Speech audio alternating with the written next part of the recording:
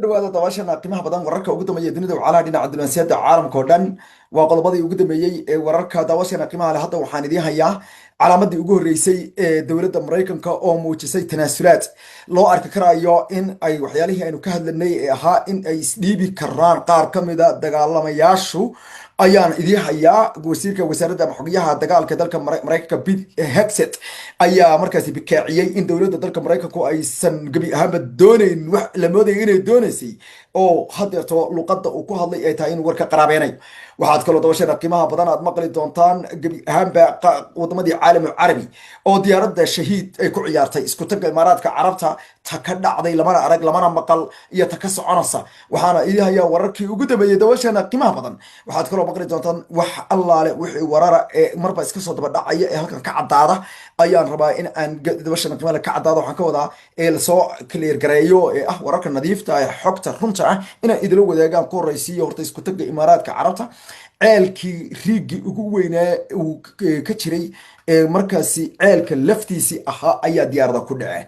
muuqaalo ayaa muujinaya in ay gebi ahaanba burburka aadka u weyn iyo markaasi smoogu cirka isku shareeray dalka isku tagga imaaraadka carabta.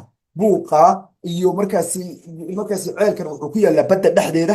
hadeertana waxaa qabsaday gantaallo loo malaynayo in ay xabaarsan tahay diyaaradda shahiid drone waa diyaaradda la qaba waayey. cid xal u haysaana ma jirto diyaaraddaasi ilaa hadeerto. dowladda maraykankana raadaaradeedii nooc walba ay yihiin way ka fakatay. islamarkaana diyaaradda yar ee shahiid waxay noqotay tan dunida loogu hadalhaynta badan yahay. bar kasta oo la furo telegram kasta lasoo dhigo muuqaal kasta shahiid ayaa geysatay, shahiid ayaa halkaasi ka kacay. waxaanad moodaa magacu inuu yahay magac wax la socdaan loo bixiyey oo xaqiiqatan aad moodayso magacaasi inuu noqday magaca hadeerta ugu weyn ee baraha trending gareynaya ee ugu weyn ee baraha bulshada. markaad ku qorto magaca shahiid ayaa ugu ballaaran oo maray inkastoo xitaa hash cid u samaynin ama hashtag u samaynin, haddana qof walba oo wariyaha iyo qof kasta oo markaas wartaminaya iyo muuqaal duuba kasta waxa uu u muuqdaa in uu magacaasi faafinayo. dowladda boqortooyada Sacuudi Arabia ayaa dhinaca kale iyaduna waxay sheegtay in ay sii socdaan markaasi weerarada lagu hayo iyadoo sacuudigu ay ka digayso inay suurtagal tahay inay tallaabooyin military ay qaado. hanjabaad aad tirabeel u ah ayay sacuudigu ay markaasi ay dirayaan.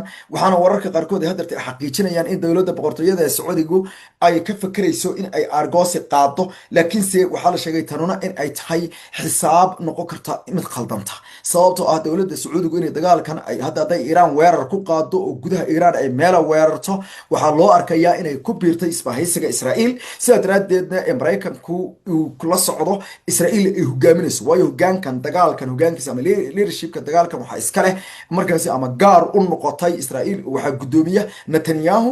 dadka Mareykanka ah ee wariyaasha saas ayay isla qaateen intooda badan marka laga reebo kuwa warmoorgariska ee dagaalka ayagu taageersan. intii kale oo dhan waxay leeyihiin waa dagaalkii Israa'iil ee Mareykanka.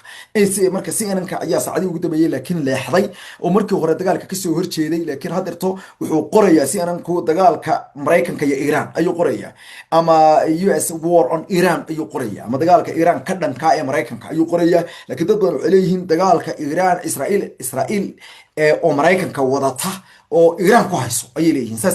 saasay leeyihiin. marka erey bixinta iyo warbaahintuna waa meelaha ugu waaweyn ee narrative iyo cajibaadka xakaayaduna ay ka socoto iyo meesha ay kasoo burqanayso ilaha jihaynta bulsho iyo weliba markaasi siyaasad iyo geopolitics haday noqoto iyo dabcan hadday noqoto dadka si loo jeedayo. haddaba xogayaha gaashaandhigga dalka Mareykanka Pete Hegseth ayaa calaamad bikaaca markii ugu horeysay muujiyey, taasoo ah inuu warka qaraabeeyey, taasoo horudhac u noqon karta markaasi predictionkeeni.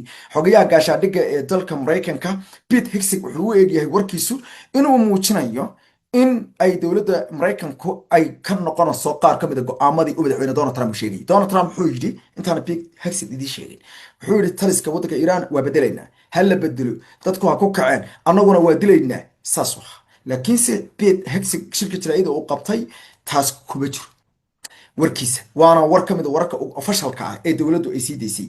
waxa uu yidhi dagaalkan gabi ahaanba loogumana yeeri karo in uu yahay markaasi ayuu yidhi dagaalka bedelka taliska waddanka Iiraan. xukuumadda waddanka Iiraan dagaalkan inaanu ku bedelno ujeedadiisu ma aha.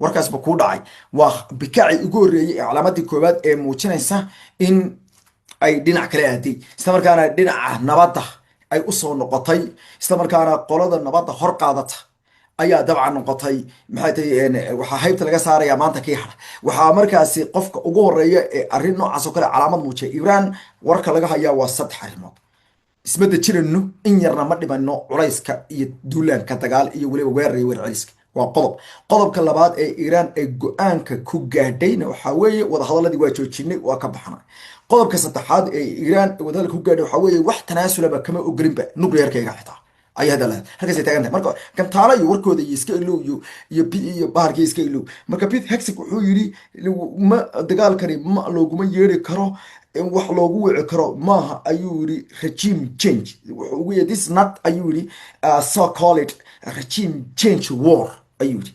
dagaalkii loogu wacayay ma aha ayuu yidhi ama loogu wici lahaa ama wixii loogu wici lahaa maaha buu yidhi talis bedelid ama xukuumad bedelid ama dowlad bedelid laakiin waxa uu yidhi waxaanu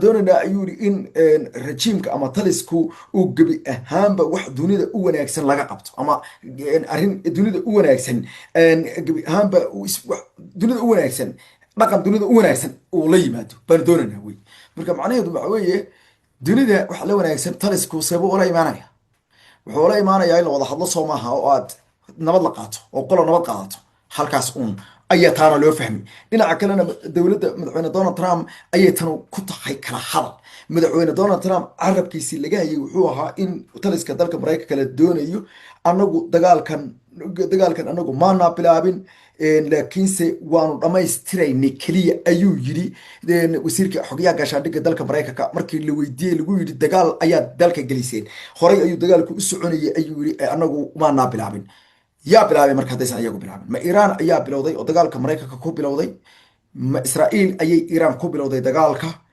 marka runta laga hadlo Israa'iil ayaa dagaalka bilowday laakiin Mareykanku markaa uu ku biiray dad badan ayaa markaasi leh dagaalkii Mareykan maaha this is not your war Mareykan dagaalkaagi maaha dagaal soconaya ayaad kusoo biirtay halka xaqiiqda ah erayga wasiirka gaashaandhigga hadalkiisa ku jirana waa kaa annagu maana bilaabin dagaalka Israa'iil baa dagaalka bilowday laakiin idinkuna waad ku biirteen sidaad la ajrigeed xukuumadda madaxweyne Donald Trump iyaga ayaa ku biiray dagaalkan dabadeedna hadalkana wuxuu dhaliyay marka in tobanaan qoraal iyo tobanaan analysis ama wax loo yaqaano marka commentatorska dalka Mareykanka political analysis ugu waaweyn ay qaada dhigayaan ay leeyihiin ma dagaal socdo ayaanu iskaga biir inagoon hubsan inagoo food la qaadin inagoo kongresska loo sheegin ayadoo laga tashan ayadoo waxba la isweydiin ayadoo gebi ahaanba aan la ablayn weli waxaa sii socota ayaduna in shirkadii loo yaqaanayay websaytadii ugu waaweyn Amazon Web Serviceski ama adeegyadii oo dhan ee shirkadda ay caalamka carabi ka go'an tahay oo ayadana ay dhibaato aad iyo aad ay u weyn tahay oo ka taagan tahay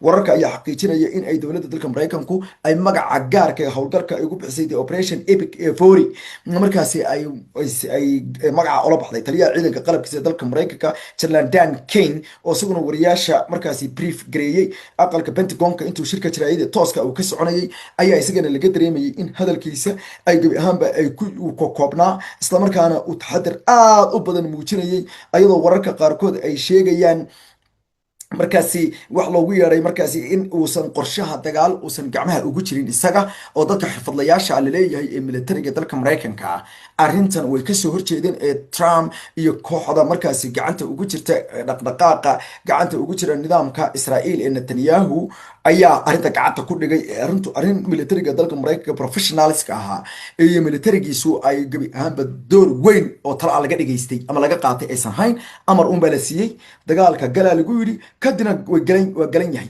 sidoo kalena dekadii magaalada loo yaqaanay dalkaasi Bahrain ku taalay Amman ayaa la sheegay in weeraradii ugu dambeeyay ay ku socdaan dekadaha ayaa la sheegay iyo garoomada wadamada caalamka carabi in ay gabi ahaanba ay noqdeen kuwii ugu badnaa si wariyaal hadaba CNN ka tirsan ayaa sheegay inay arkeen mucjisooyinkii ugu badnaa waxayna sheegeen ilaa iyo Ciraaq oo dhinacan Sham iyo meesha ku kala baxaan meesha ay maartay ku kala baxaan Sham iyo Faris meesha ku kala baxaan oo dhinacna Faris dhinaca Yurub ku dhow dhinacan kalena de Sham xuduud leh joogta iyo wariyaasha jooga Dubai waxay yiraahdeen diyaaradda drone-iska shahiid ayaa ciyaaraysa wariyaasha ayaan ishooda saaray waxay yiraahdeen hawada wadanka Ciraaq waa ceeriyaam waxaana ay u hiilinayaan ciidankii maleeshiyaadka ahaa ee is urursaday ee Baghdad ka dagaalamayay oo ay duqeynta ay ku hayeen ciidanka Mareykanka iyo kuwa Israa'iil ayayna hawada ka cishiimaysatay diyaaradan yar ee mucjisada ah markaasi boqorada dagaalka keliya ma aysan noqonin waxay kaloo noqotay markaasi anfariiriyaha